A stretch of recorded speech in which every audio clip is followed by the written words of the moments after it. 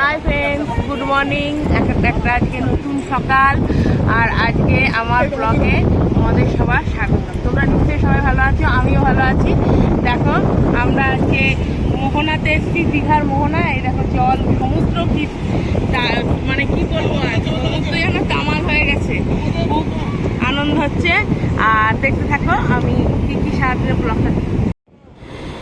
এই দেখো বন্ধুরা, আমরা সমুদ্রের ধারে ঘুরছি। এটা হলো তোমার মোহনা। এখানে আমরা সকালবেলা এসেছি, ভোরবেলা, তখন 5:30 পৌনে 6টা বাজে। তারপরে দেখো এখানে ব্রেকফাস্ট করেছি, ডিম পাউরুটি। আবার এখানে দুপুরের খাওয়ারও ব্যবস্থা আমরা এখানেই করেছিলাম। সবাই যেতে, এরকম জেলি ফিশ দেখা গেছিলো মোহনাতেই। তাই এবার আমার ছেলে আবার এটাকে ছবি তুলে নিয়েছিল, ভিডিওটা। এ দেখো তোমার দাদা ভাইরা সব চান করছে।